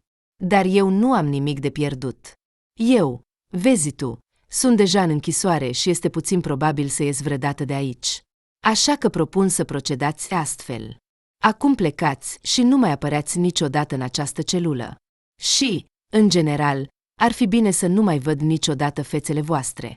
Credeți-mă, le-am memorat bine. Și dacă mai veniți odată, atunci cine pe cine va tăia este o mare întrebare. Gardienii, lăsând fata în pace, s-au retras rapid. Victima lor neîmplinită s-a urcat înapoi pe patul ei și s-a întins acolo, ca și cum nimic nu s-ar fi întâmplat. Și toate celelalte locatare ale celulei păreau că au pierdut orice interes pentru evenimente. Cu toate acestea, când Tatiana se îndrepta spre patul ei, continua să simtă privirile îndreptate asupra ei. Nimeni nu i-a spus niciun cuvânt despre ceea ce s-a întâmplat, nici noaptea, nici dimineața. Dar femeia simțea că atitudinea față de ea s-a schimbat. Nimeni nu mai încerca să o jignească în vreun fel. Dacă era nevoie să se adreseze cuiva, se făcea cu extremă politețe și cu atenție. Tatiana nu înțelegea dacă este respect sau frică. Cu toate acestea, aici părea că nu era o mare diferență între aceste două concepte. Ceea ce era cu adevărat surprinzător era că fata pe care o salvase se comporta exact la fel ca înainte, ca și cum nu s-ar fi întâmplat nimic special, ca și cum încă mai exista acel interdicție tacită asupra comunicării lor, pe care, așa cum spera Tatiana, urma să fie ridicată după ceea ce s-a întâmplat. Dar fie că s-a înșelat, fie că însă și victima neîmplinită a violatorilor acum se temea de ea. Tatiana, dintr-un motiv oarecare, se preocupa teribil de această întrebare. Și, după ce a suferit câteva zile, a decis totuși că poate întreba pe cineva dintre colegele de celulă. Alegerea ei a căzut pe Zoia, aceea care era lidera în celulă. Probabil că, după cele întâmplate, se putea spera că acest lucru nu va duce la un nou ciclu de hărțuire. Iacea, Elena! A șoptit Zoia printre dinți. Și în vocea ei se auzea o ură pur și simplu animalică. E bine, nu te apropia de ea. Aici nu ne plac astfel de oameni. Ceea ce ai făcut pentru ea este, poate, iertabil. Cu atât mai mult cu cât poliția nu ne place cam la fel, iar tu le-ai dat o lecție bună. Dar ce fel de oameni? Înțelege, Zoia, se pare că aici îmi voi trăi restul vieții. Și dacă există vreo regulă, aș dori foarte mult să o cunosc. Iar Elena nu mi se pare o persoană atât de groaznică. Nu ți se pare? Desigur, nu ți se pare. Toți par niște păpădine vinovate până nu afli ce au făcut. Nu, eu, desigur, nu sunt sfântă și nu stau aici fără motiv, dar această ticăloasă și-a ucis propriul copil nou-născut. Îți poți imagina? Din punctul meu de vedere, a meritat tot ce a primit. Nimic, a murmurat aproape Tatiana. Chiar nu putea să-și imagineze așa ceva. Nu a avut niciodată copii. Dar totuși, când a auzit asta, a simțit un fior. A ucide un copil, și încă pe al său. Asta suna teribil. Chiar și să te gândești la asta era înfricoșător, că astfel de lucruri pot avea loc în această lume. Teoretic, auzind așa ceva, Tatiana ar fi trebuit să o urască pe Elena nu mai puțin decât toate celelalte colege de celulă. Dar dintr-un motiv oarecare, acest lucru nu s-a întâmplat. Dintr-un motiv oarecare, a început să-i fie și mai milă de această fată nefericită, atât de tânără și care deja a suferit atât de multe. Poate că pur și simplu nu putea să creadă că o ființă atât de fragilă ar putea fi capabilă de o astfel de faptă teribilă. Tatiana nu a observat cum Zoia s-a îndepărtat de ea, probabil lăsând-o singură pentru a procesa această informație. Poate că spera că acum, știind ce s-a întâmplat, colega ei de celulă va conduce și ea hărțuirea împotriva Elenei. Judecând după tot, după evenimentele nocturne, tocmai ea ar fi trebuit să decidă astfel de probleme. Suntem responsabili pentru cei pe care i-am îmbâlânzit, și-a amintit Tatiana dintr-un motiv oarecare. Desigur, nu a îmbâlânzit pe nimeni, dar s-a pus de partea acestei fete, fără să știe nimic despre ea, și riscând să atragă asupra ei probleme serioase. Și acum părea că ar trebui să o protejeze în continuare. Exact asta intenționa să facă. Tatiana și-a dat cuvântul că, dacă cineva va mai încerca să o rănească pe Elena, se va implica cu siguranță în ceea ce se întâmplă. Dar nimeni nu se grăbea să o rănească. Ea continua să rămână un paria. Nimeni nu vorbea cu ea, nu-i răspundea la întrebări. Cu toate acestea, nici ea nu le punea. Și, în general, încerca să stea departe de toți. Poate că acesta era cu adevărat cel mai bun lucru de făcut. Și Tatiana nu a încercat să se apropie de ea cu conversațiile ei, oricât de mult și-ar fi dorit să facă asta. Partea a patra. Elena totuși s-a apropiat de ea. Și s-a întâmplat complet neașteptat. Au trecut deja mai mult de 3 luni de la noaptea în care Tatiana a decis să intervină pentru ea în fața gardienilor. Nu se poate spune că a uitat deja de acest incident. Încerc să uit așa ceva. Dar totuși, a încetat să se gândească la asta în mod constant. Elena s-a apropiat când erau singure. S-a întâmplat în toaletă. Fata se mișcă atât de silențios încât Tatiana nici nu a observat apropierea ei și a tresărit involuntar la sunetul vocii ei. Colega de celulă, probabil, considera că în acest gest era ceva deosebit, deoarece pe fața ei, pe care abia începuseră să apară câteva emoții, s-a întors din nou masca de piatră obișnuită. Totuși, nu v-am mulțumit, a spus ea. Mulțumesc. Nici nu știu dacă aș fi putut să supraviețuiesc din nou. Nu am vrut să mă apropii în fața tuturor, pentru a nu atrage din nou probleme asupra dumneavoastră. Este foarte drăguț din partea ta, a răspuns Tatiana confuză, neștiind ce altceva să spună. Ascultați, pot să vă mulțumesc nu doar cu cuvinte. Cred că voi ieși în curând de aici și, presupun, pot să vă scot și pe dumneavoastră. Este o poveste lungă, dar ideea este că am un avocat bun. Pot să cer. Dacă avocatul este bun, atunci cum ai ajuns aici? Când am ajuns eu aici, nu aveam încă unul. V-am spus că este o poveste lungă. Nu am atât de mult timp. Totuși, trebuie să vă spun un lucru chiar acum. Nu am făcut ceea ce mi se impută. Cu siguranță știți despre ce vorbesc. Credeți-mă, nu am comis acea faptă. Și Tatiana a crezut. De fapt, și așa avea îndoieli, iar cuvintele Elenei s-au dovedit suficiente pentru a se convinge de propria sa dreptate. Această fată fragilă nu putea comite o astfel de barbarie, pur și simplu nu putea. Criminalii violenți nu se comportă în acest fel. Mai degrabă, ei acționează ca cei care o hărțuiau pe ea. Cufundată în gândurile ei, nu a observat cum Elena a dispărut, la fel de tăcut și neașteptat cum a apărut. A spus tot ce dorea și, evident, Nu mai era nimic de adăugat. Tatiana nu știa cum să se raporteze la cele întâmplate și ce să facă în legătură cu asta. Se părea că nu-i rămânea decât să aștepte o dezvoltare ulterioară a evenimentelor. Cel puțin, nimic în conversație nu indica faptul că de la ea ar putea fi solicitate vreo acțiune. Poate că Elena a observat ceva și a decis să nu continue dialogul. Dar în acest caz, cu siguranță va veni din nou. Așa sau altfel, totul se reducea la un singur lucru. Tatiana putea doar să aștepte o continuare a acestei povești. Putea să repete în minte diferite variante ale a ceea ce ar fi trebuit să se întâmple. Dar nu avea prea mult sens. La urma urmei, poate că nimic nu se va întâmpla, iar toate visele ei de eliberare se vor destrăma ca un castel de cărți. La ce bun! Mai bine să nu-l construiești deloc. Să nu te lași sedus, pentru a nu fi nevoită să te dezamăgești. Și Tatiana a scos pur și simplu din cap acest dialog ciudat, ca și cum nu ar fi existat. Desigur, asta nu înseamnă că a uitat complet de el. La cea mai mică sugestie, și-ar fi amintit imediat fiecare cuvânt. Dar deocamdată nu existau sugestii în acest sens. Ea nu a văzut nici cel mai mic sens în a se gândi la acest eveniment.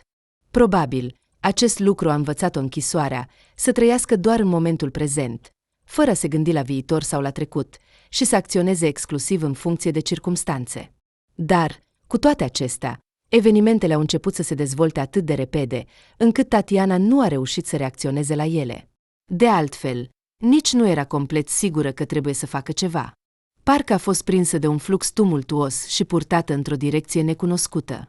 Dar ceva îi spunea că la capătul acestui drum nu o așteaptă nimic deosebit de rău. Avocatul despre care vorbea Elena a apărut într-adevăr și a cerut o întâlnire cu clienta sa.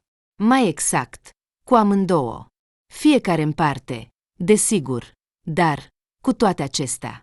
Tatiana s-a aflat sub aripa de încredere a acestui om și a înțeles aproape imediat că în fața ei se află un adevărat profesionist. Mai mult, el era aici tocmai pentru a oferi tot felul de ajutor. Deși, bineînțeles, la începutul acestui drum, ea a crezut că a devenit victima unei glume rele sau, de exemplu, a răzbunării acelorași gardieni. Probabil, Tatiana a crezut cu adevărat în Elena când aceasta a spus că o poate scoate din închisoare. Dar nu părea a fi o persoană capabilă să facă o astfel de minune. Avocatul Artemieva este aici pentru tine, a declarat odată un gardian, aruncând o privire în cameră. Strângeți repede lucrurile și mergi la vizită. Aici trebuie să fie o greșeală, a spus Tatiana, confuză. Atunci așa îi voi transmite, a răspuns gardianul cu indiferență. Era pe cale să iasă din cameră și să închidă ușa în urma lui, când Tatiana a prins o privire semnificativă de la Elena. Și abia acum și-a amintit cu adevărat de conversația lor recentă din toaletă. Lovindu-se cu palma în frunte, ca și cum și-ar fi amintit ceva, aproape că a strigat după gardian. Așteaptă! Mi-am amintit. Chiar trebuia să vină un avocat la mine. Interesant. Cum ai putut uita de așa ceva? A comentat el. Totuși, nu i-a pus obstacole Tatianei. În schimb, a condus-o calm în camera de vizionare. Acolo, într-adevăr, stătea un tânăr și studia cu atenție niște documente. Totuși, imediat ce ușa s-a deschis, el s-a desprins imediat de această activitate și a privit-o pe clienta sa. Bună ziua! Mă numesc Petru și, de acum înainte, sunt avocatul tău, dacă, desigur, ești de acord. A spus el politicos. Parcă din prezența unui avocat în viața mea aș avea doar de câștigat, a zâmbit Tatiana. Așa că, de ce să nu fiu de acord? Înțeleg că ești de la Elena. O decizie înțeleaptă. Și da, ai înțeles corect. Dar te rog, nu mă întreba despre detaliile cazului ei. Chiar dacă aș vrea, nu aș avea dreptul să discut cu tine despre asta. Dacă Elena va dori să-ți explice, o va face ea însăși. Sper cu adevărat că va fi în momentul în care veți ieși amândouă în libertate. Deci, chiar crezi că voi putea ieși de aici? Fără îndoială. Să începem cu faptul că nu au dreptul să te țină aici, având în vedere starea ta de sănătate. Cel puțin, vom obține o eliberare condiționată. În asta poți să nu ai nicio îndoială, dar vreau să obțin mai mult. M-am familiarizat cu cazul tău și cred că putem chiar să ne pretindem la o achitare. Ancheta în cazul tău a fost efectuată cu o încălcare absolut monstruoasă. Nu am mai văzut un asemenea coșmar de mult timp. Tatiana a reușit cu greu să-și păstreze zâmbetul. Totuși, omul a venit să o ajute, nu era cazul să-l supere. Dar, ca să fiu sincer, arăta ca un student proaspăt absolvent. Și bine că nu era activ. Avea unele îndoieri că are suficientă experiență pentru astfel de afirmații grandioase. Cu toate acestea, i s-a părut că profesionalismul nu îi lipsește. Spune-mi despre cazul tău, cât mai detaliat posibil. Mă refer la ceea ce s-a întâmplat cu adevărat. Te rog, încearcă să nu omiți niciun detaliu. Tot ce poate părea nesemnificativ poate fi cu adevărat important. Ei bine, de fapt, nu știu mare lucru. M-am angajat la muncă. Asta e tot. Acum, privind înapoi, este evident că a fost doar o mască. Dar atunci, doar reîncopiam niște texte fără sens și diverse, și din când în când, știu că e foarte prostesc, semnam niște documente. Vorbește-mi despre muncă, în toate detaliile. Începând de la cum arăta biroul, până la textele pe care le reîncopiai.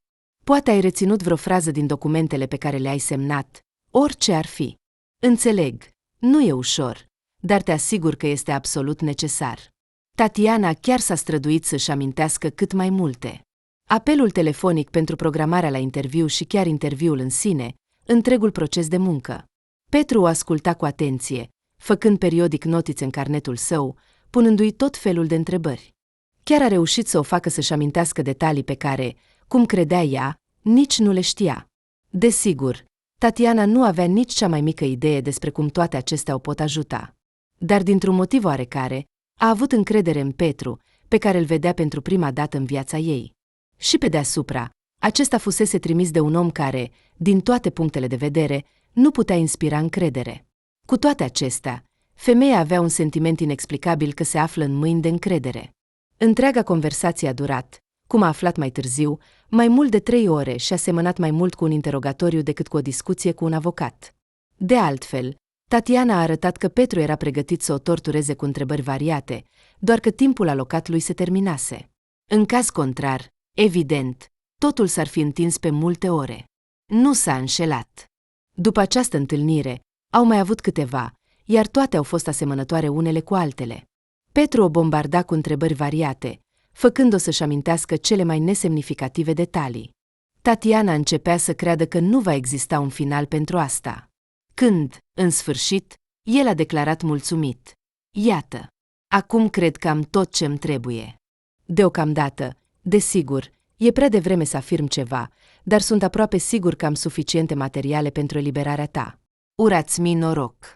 Mai ales că ești direct interesată de el. Noroc, a spus Tatiana obedient, ca și cum asta ar putea influența cu adevărat ceva. În acest timp, ele două, Tatiana și Elena, nu au schimbat niciun cuvânt. Doar din când în când, Tatiana prindea privirea ei ciudată, fie interesată, fie plină de compasiune. Periodic, îi se părea că fata, uitându-se la ea, se gândește la ceva, dar nu înțelegea deloc ce ar putea însemna asta.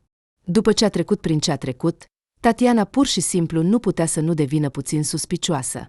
Iată că acum vedea un fel de capcană în atenția atât de insistentă a Elenei asupra propriei persoane. Oare nu a plănuit să o elibereze din închisoare doar pentru a o atrage într-o nouă aventură? Gândul era, desigur, extrem de neplăcut, dar se impunea. Da, fără îndoială, Tatiana a făcut o mare favoare acestei fete și era perfect posibil să presupunem că tot ce se întâmplă este, de fapt, o manifestare a recunoștinței. Dar imaginea de ansamblu nu se aduna deloc, lăsând o mulțime de întrebări fără răspuns, pe care femeia nu putea să le pună Elenei, deoarece aceasta continua să evite comunicarea cu ea. Apoi, fata a părăsit zidurile închisorii. S-a întâmplat brusc, fără nicio avertizare. Pur și simplu, într-o zi, un gardian a intrat în cameră, ca de obicei, și i-a spus să-și strângă lucrurile și să plece. Nimeni nu știa dacă este eliberată sau transferată în altă parte. Tatiana, cu toate acestea, spera sincer la prima variantă. Deci nici a doua nu putea fi exclusă. Cu toate acestea, nu a trebuit să reflecteze prea mult asupra acestei situații. La o lună după aceea, gardianul a venit după ea. A ieșit pe porțile închisorii, fiind o persoană complet liberă. Avocatul nu a mințit. Toate acuzațiile împotriva ei au fost într-adevăr retrase. Și, desigur, asta era bine. Numai că Tatiana nu înțelegea deloc ce ar trebui să facă mai departe. Se obișnuise cumva cu gândul că va petrece restul vieții sale în închisoare. Și acum, când s-a dovedit că nu este așa, s-a simțit complet neputincioasă. În fața ei se afla aceeași pensie mizerabilă, lipsa oricăror perspective. Cu alte cuvinte, tot ce a dus-o în această situație.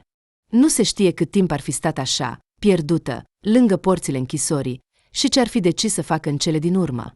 A trecut foarte puțin timp, când Elena a alergat spre ea și a îmbrățișat-o. Puțin mai târziu, Tatiana a observat că Petru era și el acolo, stând modest puțin mai departe și observând această scenă cu un zâmbet ușor.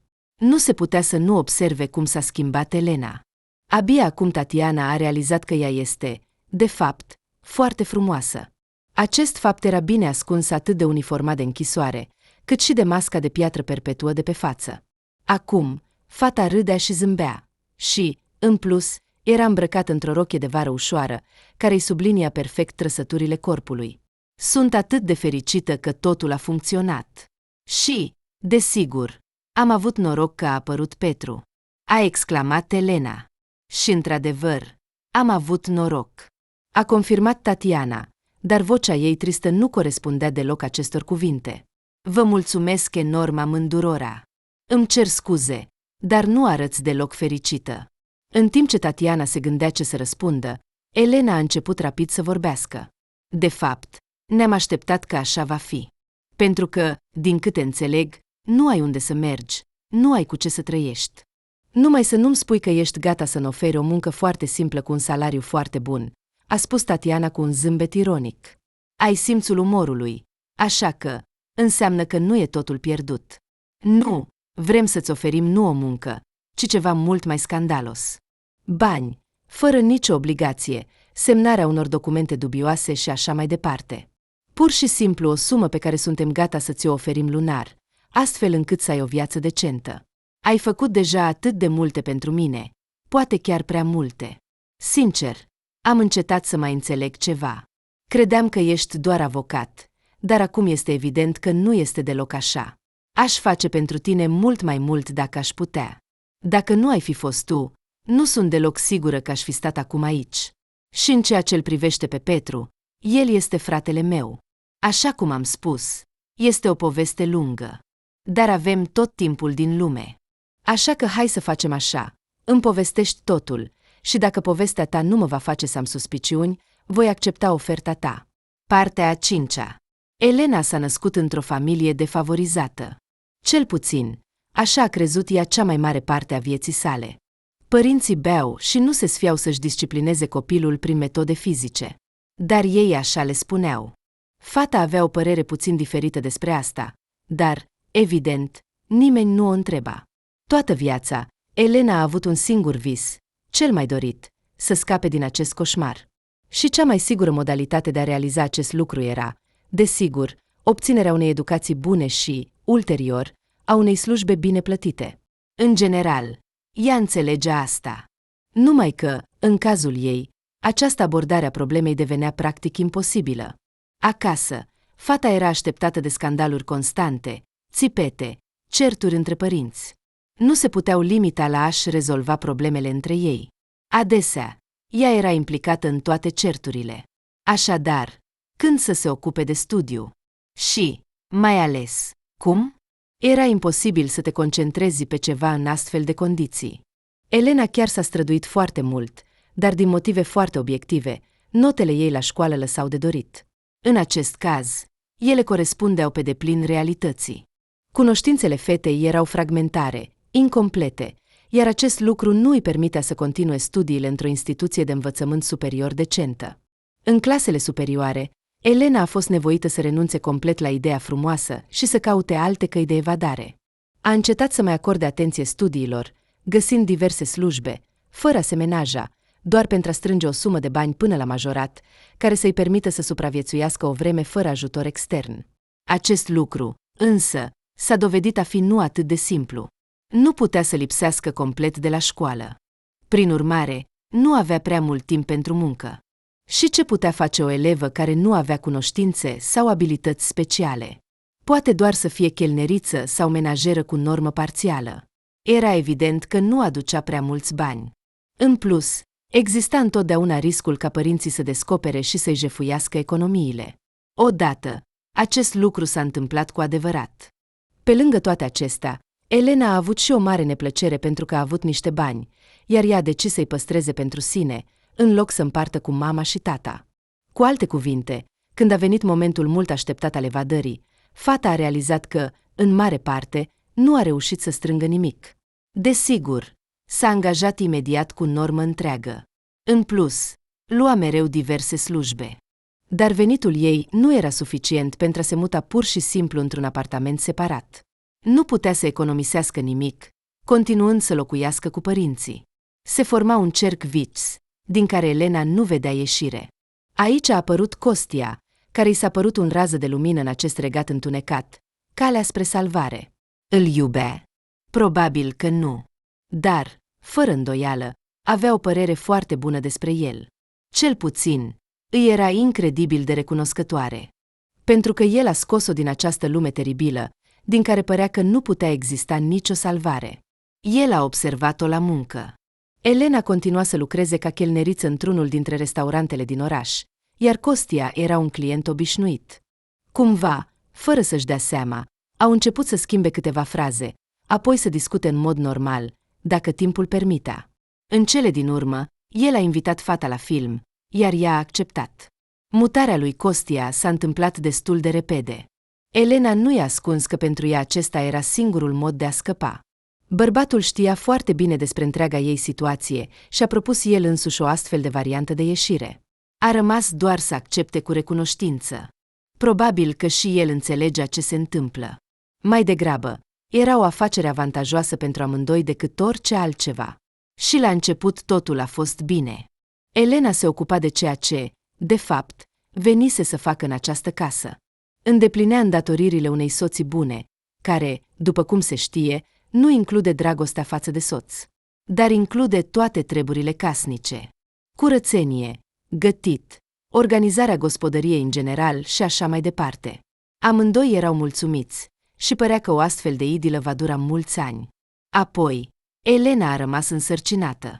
Nici ea nu înțelegea prea bine cum să se raporteze la acest eveniment. Nimic de genul acesta nu era în planurile ei de viață.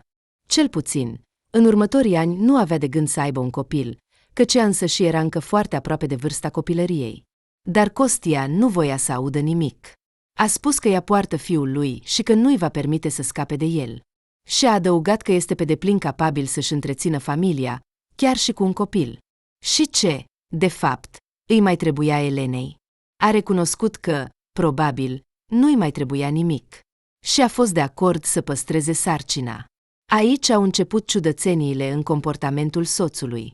Nimic serios, doar că a început să o tachineze, să spună lucruri neplăcute, ceea ce înainte nu își permitea niciodată.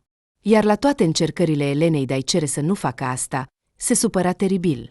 Vreau doar ce e mai bine pentru tine, dar tu nu asculți. În plus, nu eu sunt de vină că ai luat în greutate. De fapt, sunt însărcinată, iar burtica crește tocmai din acest motiv. Dar asta nu e un motiv să te neglijezi. Am cunoscut femei care, până în ultimul moment, nu puteau fi identificate ca fiind însărcinate. În cele din urmă, Elenei nu i-a rămas altceva de făcut decât să se împace cu această situație. În cele din urmă, a suportat insultele toată viața ei. Avea o vagă înțelegere că, de fapt, nu era deloc normal. Dar nu avea nicio dovadă în acest sens. Poate că, într-adevăr, toată lumea trăiește așa și nu se poate face nimic în privința asta? Dar apoi situația s-a înrăutățit. S-a întâmplat în momentul în care ecografia a arătat că așteaptă o fetiță. Aici Costia a explodat. A început să țipe, să calce cu picioarele. A acuzat-o pe soție de toate păcatele, de o infidelitate care nu a existat niciodată. Nu putea să n-apară o fetiță. Te-am scos dintr-un loc teribil, ți-am dat totul, iar tu mi-ai plătit așa. Elena a încercat să explice că sexul copilului, de fapt, este o întâmplare la care niciunul dintre părinți nu poate influența. Dar atunci Costia a lovit-o pentru prima dată. Și de atunci, acest lucru s-a întâmplat din nou și din nou. Ea însă și nu înțelegea cum a reușit totuși să ducă sarcina și să nască. Acest copil a devenit pentru Elena singura rază de lumină în această întuneric în care a fost cufundată. Numai fiica o salva de a se dezamăgi complet în viața ei și de a renunța la ea. Dar nici acest lucru nu a fost menit să dureze mult. S-a îndepărtat de pătuț doar pentru câteva minute. Trebuia să meargă la toaletă. Elena nu putea spune cu exactitate ce s-a întâmplat în acest timp. Mai târziu, reflectând asupra acestui lucru, a realizat: soțul ei a comis o acțiune teribilă. Atunci, întorcându-se în cameră, a descoperit că fetița nu mai respiră. A chemat ambulanța, dar medicii nu au mai putut ajuta. Își amintea vag ce s-a întâmplat mai departe, dar era prea cufundată în propria durere. A revenit în sine doar în închisoare. Și cu groază a realizat că se află aici pentru crime teribile pe care nu le-a comis și la care nu s-ar fi gândit niciodată. Atunci, Elena credea că este puțin probabil să mai ajungă vreodată în libertate. Și, de fapt, nu prea își dorea asta. Nu mai dorea nimic. Viața părea că s-a terminat. Dar, în cele din urmă, a reușit cumva să-și depășească durerea. Și chiar să se convingă că în ceea ce s-a întâmplat, probabil, nu a fost vina ei. Și atunci viața a început să se așeze într-un mod ciudat. Mai întâi, noua ei colegă de celulă a intervenit complet neașteptat în favoarea ei în fața gardienilor. Apoi a apărut Petru. Cum a găsit-o? Nu s-a îndurat să explice. A spus doar că a fost o poveste extrem de lungă și destul de plictisitoare. El s-a născut și a crescut într-o familie bogată. A obținut o educație juridică bună și a lucrat ca avocat. Numai acest lucru, probabil, l-a ajutat să finalizeze ceea ce a început. S-a preocupat de căutări, deoarece s-a descoperit brusc că fata pe care o considera sora lui nu era, de fapt, sora lui. Asta a arătat un test ADN pe care ea a decis să-l facă înainte de a avea copii, doar pentru a fi sigură că nu are boli genetice. Petru, desigur, nu a vrut să renunțe la cea pe care a considerat-o sora lui toată viața, mai ales că aveau o relație minunată. Dar totuși voia să înțeleagă ce s-a întâmplat. Părinții au negat faptul adopției, dar au presupus că, probabil, bebelușii au fost confundați în maternitate. Așa s-a și întâmplat. Atunci Petru a început să-și caute sora. Și cu groază a descoperit că ea se află în închisoare. Dar, ca un bun jurist, i s-a părut imediat că în acest caz ceva nu este în regulă. Și destul de repede s-a convins de nevinovăția Elenei. Acum, principala lui sarcină era să-și elibereze sora și, în același timp, să-l pedepsească pe adevăratul criminal. Această cauză i-a luat mult timp, efort și nervi și, în cele din urmă, a avut succes. Ei bine, și tot restul știți deja, a concluzionat Elena. Da, această poveste. A murmurat Tatiana, șocată. Ei bine, acum ești de acord să accepți ajutorul nostru? Probabil că voi accepta. E incomod, desigur, dar mă tem că altfel risc să mă implic într-o poveste neplăcută. Nu-ți face gris, nu vom sărăci din cauza că te susținem puțin. Cel puțin, așa spune Petru. Elena a zâmbit. Ei, deocamdată nu am motive să mă îndoiesc de cuvintele lui. Așa s-au despărțit. Tatiana s-a întors în apartamentul ei, care înainte îi se părea prea mic și strâmt. Totuși, comparativ cu celula de închisoare, acesta era un adevărat palat. În plus, oricum, atât de familiar și confortabil. A început imediat să facă curățenie. Casa, în absența ei, căzuse într-o stare de tristețe. Petru și Elena, așa cum au promis, o susțineau lunar cu o sumă de bani. Și așa, după câteva luni, Tatiana a reușit chiar să facă o renovare completă a locuinței sale. La un moment dat, femeia a realizat că nu o deranjează prea mult această situație. În cele din urmă, ea deja o considera pe Elena ca pe o nepoată. Căci este normal ca copiii crescuți să ajute rudele în vârstă. Desigur, comunicarea lor nu s-a limitat doar la transferuri de bani. Se vizitau regulat, împărtășindu-și ceea ce se întâmpla în viața lor. Tatiana a avut ocazia să asiste la nunta Elenei și să devină nașa copilului ei. O fetiță minunată, dragă și dorită, pe care mama ei a numit-o memoria surorii decedate. Tatiana nu prea îi plăcea acest lucru, o superstiție proastă. Cu toate acestea, ambele femei înțelegeau perfect că această Ecaterina, desigur, avea să aibă o viață lungă și fericită, indiferent de nenorocirea care a lovit copilul anterior al Elenei.